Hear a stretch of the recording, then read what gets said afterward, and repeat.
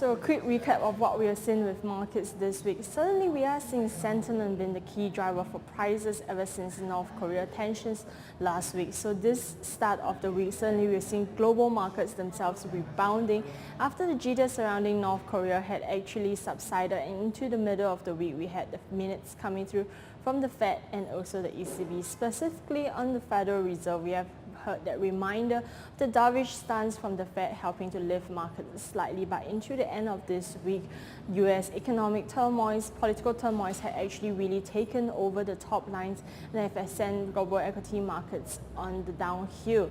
And as things stand right now into Friday, we have seen that week-to-date movements for the likes of the Dow Jones, the S&P 500 index, and also the Nasdaq clocking down 0.5% week-to-date changes. And for Singapore market, Asian markets over here on Friday, certainly it's been a streak of red as well. But that said, what are we going to focus on for the upcoming week? For the full suite of events, do refer to the IG economic calendar.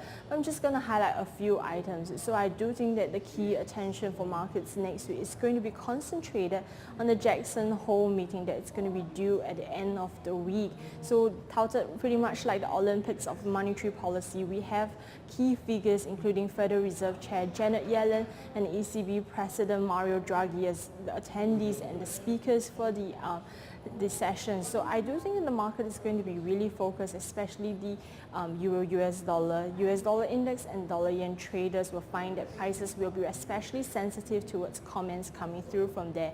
So this week's ECB minutes had highlighted the Council's concern with regards to the strong euro, and we do know that next week the comments coming through from ECB President Mario Draghi will probably not touch on the monetary policy plan, but any surprises there could really shift prices for the Euro-US dollar, which has since consolidated around the 1.17 level. And in addition to that, I do think that we're going to get some clarification perhaps with regards to US monetary policy.